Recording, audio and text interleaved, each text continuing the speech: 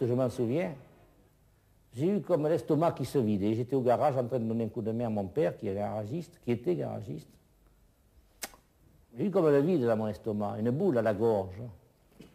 Mais comme je vous l'ai dit ce matin, on en parlait un petit peu, nous ne sommes pas des gens qui pleurent sur les quais de gare.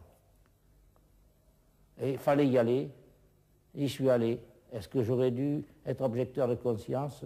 J'en ai connu un ou deux. Objecteur de conscience, je ne suis pas sûr qu'ils ont tenu, j'en sais rien. Mais on m'a appelé, j'y suis allé. Est-ce que j'ai eu tort, est-ce que j'ai eu raison? Je ne me pose même plus la question. Mais vous vous êtes vraiment posé la question? Au début, en arrivant, je n'ai pas trop bien compris ce que je venais faire en Algérie. À l'époque, on m'avait dit, mes instituteurs, je le suis, me disaient, mais il y a 3 départements français là-bas. C'est Alger, c'est Oran, c'est Constantine. J'ai cru qu'on était en France, et puis je me suis rendu compte qu'on n'y était pas tout à fait. Il y avait écrit sur les murs d'Alger, à 20 ans, vous vous rendez compte, monsieur, ce que c'est que de lire sur les murs d'Alger. La Méditerranée traverse la France comme la Seine traverse Paris. J'étais un peu déstabilisé, déboussolé, comme beaucoup. Comment je l'ai vécu involontairement.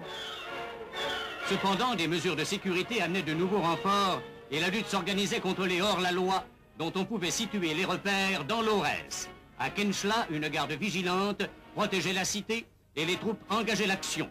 On parle de fellaga et de complots organisés par certaines ligues musulmanes. Mais l'Algérie ne se prêtera pas au rôle souhaité par les agitateurs. On peut croire que le calme sera vite rétabli.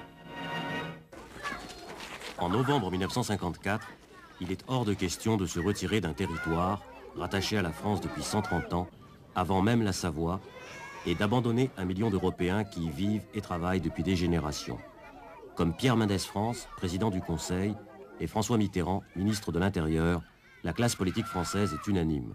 Pour tous, l'Algérie, c'est la France. Il semble bien qu'à travers toute l'Algérie, et spécifiquement dans ces lieux, en direction de Biskra, de Kenchla et de Batna, on ait voulu lever le peuple contre celui qu'on appelait l'étranger ou l'occupant, le français.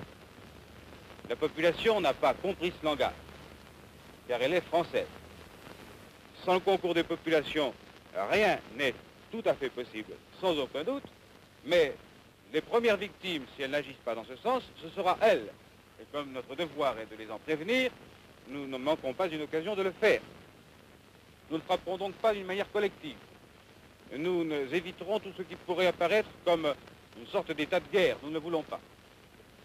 Mais nous châtierons d'une manière implacable, sans autre souci que celui de la justice, et en la circonstance, la justice exige la rigueur, les responsables. Et tous ceux qui seront surpris, agissant d'une façon évidente, par le moyen des armes, contre l'ordre, doivent savoir que le risque pour eux est immense. C'est quoi un jeune homme de 21 ans qui arrive en Algérie? J'étais surpris. Vraiment, je ne croyais pas que le peuple était aussi pauvre là-bas. Et puis cette guerre. Parce que nous, on ne connaissait pas. J'étais dans la main à cette époque-là. Et on ne connaissait pas l'ambiance qui se passait là-bas. Mais donc vous veniez du Nord, vous connaissiez des Algériens déjà ici dans le Nord? Des gens du Nord, oui. Même parmi les prisonniers qu'on avait fait, il y avait des gens qui parlaient le ch'timi comme nous. Ah ouais. Des gens de Béthune, de Lens, tout ça. Ouais. Et qui avaient rejoint le maquis? Qui avaient rejoint le maquis, et malheureusement ils s'étaient fait prendre, et puis bon, il y avait malgré tout une bonne fraternité entre nous. Hein. Et eux, ils étaient libérés dans le sens qu'ils étaient pris, ils étaient tranquilles. Pour nous, le fellaga était un étranger qui voulait s'implanter dans un pays qui était la France. Qui voulait prendre une partie de la France. Pour nous, c'était ça, au départ. Parce qu'après, bon, bien sûr, quand on a eu quitté, quand on réfléchissait un peu, on disait, tiens, mais après tout, c'est leur pays, pourquoi pas leur donner leur indépendance. Mais au départ, c'était pas ça. Dans l'Aurès encerclé, les opérations de ratissage se poursuivent. Secteur par secteur, la montagne va être contrôlée jusque dans ses moindres recoins pour y faire renaître le calme et la sécurité. La plupart de mes camarades qui étaient jeunes, qui avaient 20 ans, ils n'étaient jamais sortis de leur village. Hein. À l'époque, les années 50, on ne voyageait pas comme aujourd'hui. Et la plupart ont été littéralement éblouis par l'Algérie, par les paysages de l'Algérie, par la nature algérienne. Bon, et je me souviens sur le bateau, dès le bateau, en voyant cette côte africaine, ils disaient mais c'est magnifique, on ne peut pas perdre ça, il faut se le garder, c'était une sorte d'éblouissement, et qui a duré. À mon avis, je pense qu'on n'a pas réfléchi. On est parti, et puis on en parlait un peu dans les journaux. Il n'y avait pas les médias, il n'y avait pas la télévision comme à cette époque, où on parle tous les jours du Koweït, du Golfe. Les gens étaient informés des événements, des attentats en Algérie à travers les journaux. Est-ce que c'est de bons souvenirs? Est-ce que vos 20 ans ont été une belle époque? Une belle époque parce qu'on garde quand même le souvenir des amis qu'on a connus. Le souvenir que quand on rentrait d'opération, après avoir parti 24 heures, 36 heures dans le Djebel, on se retrouvait en foyer, entre camarades, de conditions à peu près tous identiques. On buvait quelques bières et puis la fatigue était oubliée. Je pense qu'il y avait quand même, une bonne ambiance enfin tout à fait, toujours pour moi dans le régiment où j'étais. D'ailleurs, on dit que la guerre d'Algérie a été la découverte de la bière pour beaucoup d'appelés. Je vais vous faire une confidence. Chaque fois que ma femme regarde mes photos d'Algérie, elle dit « T'as toujours ton cœur à la main ». Si l'on mettait le temps du plastique en musique, que n'y perdrait son temps de temps en temps à n'y gagnant des sous et des bijoux en plastique, bien plus économique et bien plus intéressant que les diamants que l'on pend au cou. Et j'encarre le temps du plastique, c'est bien plus fantastique que n'y voit le printemps passer son temps à faire des fleurs en papier. Pendant la guerre d'Algérie, la France bascule rapidement dans la modernité. Fin du monde paysan et apparition des agriculteurs, autoroutes, caravelles, DS, explosion urbaine.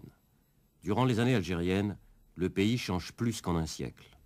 Pouvait-il se faire entendre de cette France les soldats qui crapahutent dans les djebels, qui ratissent, qui quadrillent, qui arrêtent? Le 20 août 1955, un grand soulèvement paysan se produit dans le Constantinois. C'est la fin du mythe des opérations de maintien de l'ordre. La France rappelle ses réservistes. Jacques Soustelle, nouveau gouverneur général de l'Algérie, bouleversé par le spectacle des cadavres d'Européens mutilés à Philippeville, décide de laisser carte blanche à l'armée. Le temps des réformes est révolu. Nous, on a arrêté des félouses dans les bordels. Ça nous est arrivé d'arrêter des félouses. Comme on était sous contrôle de gendarmerie, on les conduisait en gendarmerie après, mais on les a arrêtés dans les bordels. Donc ça prouvait bien une chose qui servait aussi bien aux Français qu'aux Félagas. On peut dire que c'était presque un lieu de paix, enfin un lieu de trêve. Enfin, personne n'y regardait de trop près. On n'y regardait pas, je crois que... Il n'y avait jamais d'attentat dans les bordels? Non. Non, c'était un lieu respecté, hein? C'était un terrain neutre, en fait. Terrain neutre, ouais. Terrain neutre. Par contre, les BMC, là, c'était une Guitoune 56, hein. C'était une Guitoune qui était développée. Alors, c'était compartimenté, quoi. Et puis, bon, c'était des trucs de 2 mètres sur 2, à peu près, quoi. Des petites cabines, quoi. Les militaires arrivaient, ils déclinaient leur identité, leur régiment, leur numéro matricule, le nom de la partenaire, le plaisir qu'ils désiraient prendre, la passe simple, la demi-heure, la nuit. Et notre travail consistait donc à... La partenaire était là, donc le militaire se déculottait, la